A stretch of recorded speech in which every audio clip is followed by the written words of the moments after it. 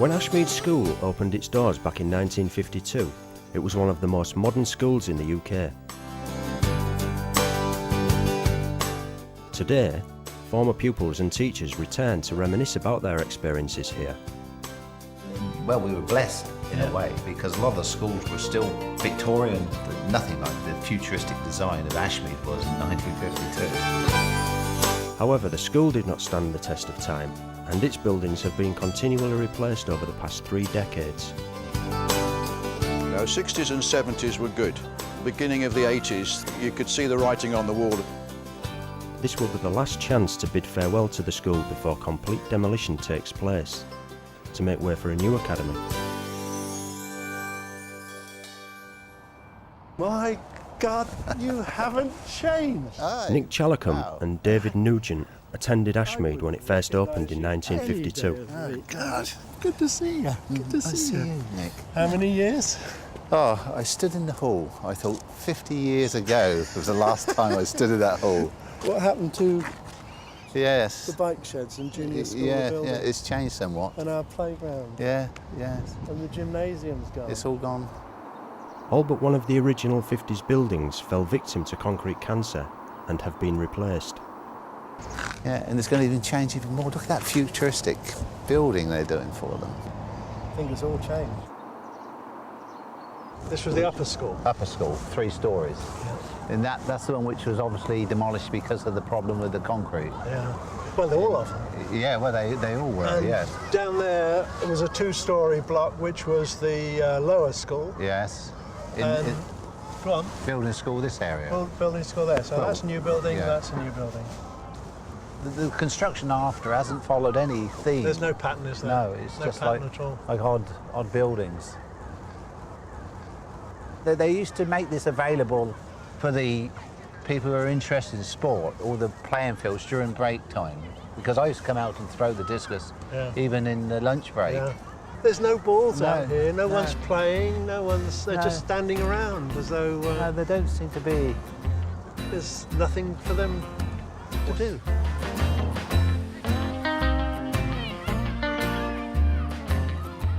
David and Nick go inside the only building still standing from their days. The main hall. Did you do drama when you were here? Do you remember that lectern? It looks a bit tired, but it's had lots of things said across. There we are, look. Oh, yeah. Presented to the school in 1952. Yes. And just needs a little attention. Yeah. But That was probably I'd the say boss. It's worth keeping. Mr. Winterton thumping on it and demanding discipline. Gosh, I never thought I'd stand here. Again, yeah. It's wonderful. This is a good selection you've got here, Nick. This is real nostalgia, this.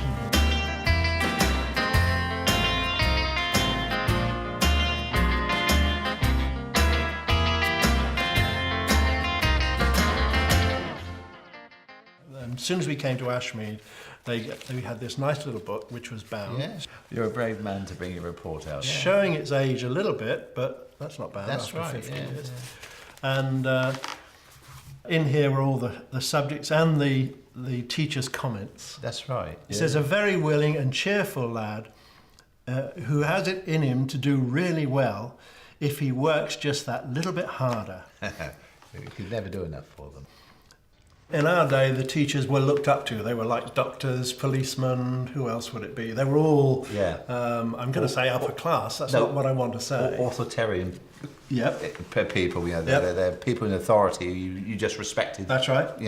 By rote. There's a teacher I hold in high esteem because when we first year at school, he came into the class, the first class, and there was an uproar like children in classes, and he stopped the class and he spent the whole lesson caning the whole class, and he just, from that moment on, he never had a disciplinary problem. And it never harmed anybody. Yeah.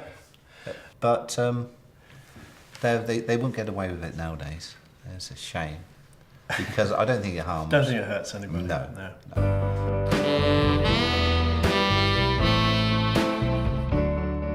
In the 1960s, Both Robin Sharp and Timothy Blake were PE teachers at Ashmead. No idea. That was the old caretaker's office down there with the boilers that always kept going wrong, which failed to heat the swimming pool when we most needed it.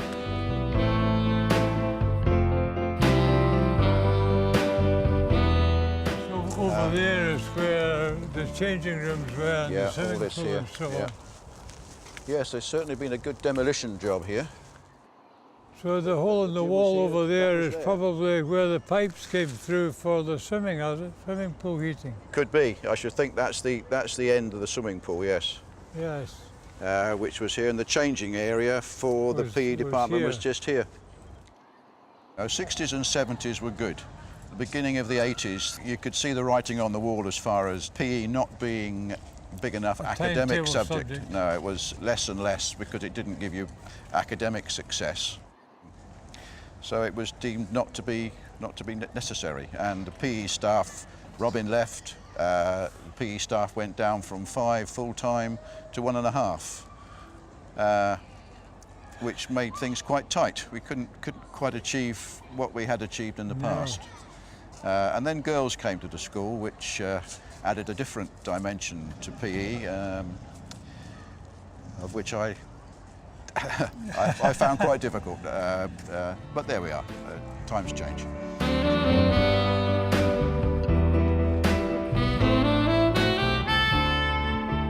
Yeah, certainly the buildings, apart from this monstrosity here, look very, very nice and modern, as opposed to the concrete block that we had before. Victorian post-war. But that wasn't there when we were here. Well, look at that place over there. Space That's age. all on the school field. Well, I'm blowed. Yeah. Yes. And where that building is now, there were long jump pits and rugby pitches, long soccer jump pitches. pits were over there. Days gone by. Yeah. Oh well.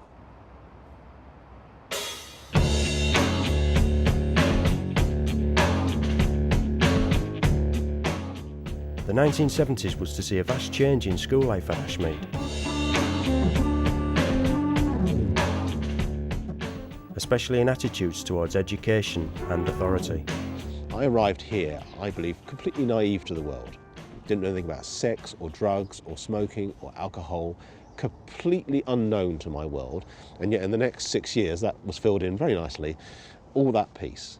Now, I'm guessing that that would have been a revelation compared to the 60s and a revelation compared to the 50s. And probably the respect that we held the teachers in probably was tailing off to more like it is today, I suspect.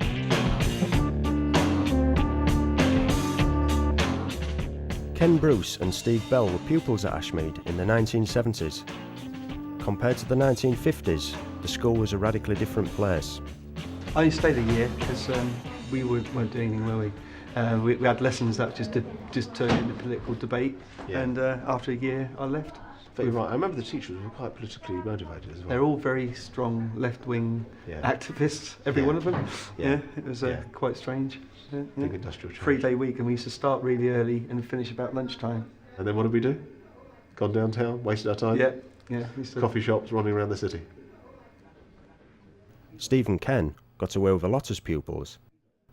With the cane abolished, teachers had to use other methods of discipline. I got detention a few times, and you weren't allowed to talk, and you just sat there for an hour, and Jew would say at the start of the lesson, I want an essay on the inside of a ping pong ball, or an essay on E equals MC squared. And you weren't allowed to talk, weren't allowed to rustle the paper, and he used to walk around and his cigarette was getting, and everybody The entertainment value of watching that. And that was the entertainment value, was trying to see if the ash would fall off his cigarette. Mr. Silverthorne used to smoke a pipe in class. And remember he said the whole room used to be covered in smoke. It's hanging off the Where's the ceiling. health issue in that, guys? Yeah, but then they were being phased out by the sort of new age hippie type. You're right, because we had Jim, the chemistry teacher, he had long curly hair, remember Jim him? Maple. Right, Ned must have had long hair, so there must have been some sort of generational split between the two of them. Yes, I definitely. think in that respect. And we all knew their first names. Whereas the That's old, right, we never knew the guys' first names, the old boys. No. Actually, I wonder if that's also when the caning stopped as well. Even though school life changed radically in the 1970s, some things, like health and safety, were slow to catch on. someone got speared with a javelin in the playing field. I should laugh. We used to the sand speared with a javelin. The sand pit was at the very far end. They let us have javelins? Yes. And people were doing the hop, skip and jump into the sand pit whilst there were people throwing javelin from the other end. This wild image. And it went straight through the Is there shoulder. a possibility that they were aimed at? The health and safety issues, I presumed they would stop us doing It wouldn't have got past any risk assessment. I don't remember anything being safe.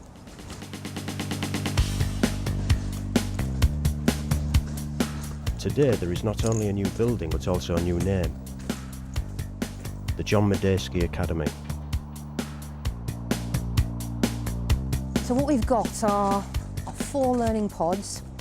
So we'll have new technologies, science, mathematics, graphics, design, within each of the pods. So they're not discrete, they're all integrated into different curriculum areas, okay? The idea was to sort of try to get a really nice feeling of young people not being policed, but actually become independent learners. There'll be a fully modularised course that they'll follow. And some students will do very well and they'll move at a quicker pace than other students that need lots of support. We're working on interests, aptitudes, as well as what people need for life skills when they go outside. I think it's also about making this a community campus. The building isn't about 38 weeks of the year for children 11 to 18. The philosophy is 52 weeks of the year, 24/7, that our community can access these wonderful facilities. The youth of today are no different to 50 years ago. The pressures are just far, far greater for them than they were when I went to school. Media, having to look good, breakup of the family as a unit. You know, these are all additional pressures that perhaps 50 years ago weren't quite so strong.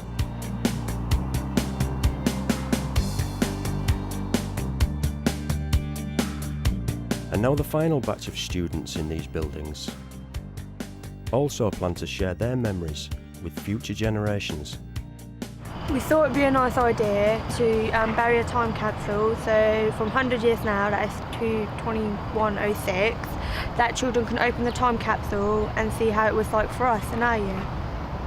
And we wanted our R&B put into there, because that is the big thing at the moment. So the Hips Don't Lie song is the song of the year by Shakira. Everyone has danced to it at parties and things like that.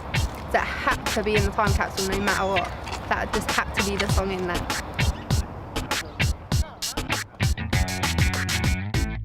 Although the buildings are about to be demolished, just a few things can be put in the time capsule.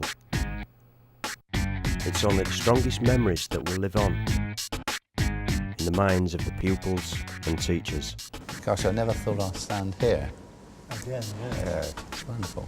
That's right, we never knew the guys' first names of the old boys. No. I mean, Dewey. Yeah, Dewey, that was it. It was a terrific place to teach. Mr. Silverthorne used to smoke a pipe in class, and he said the whole room used to be covered in smoke.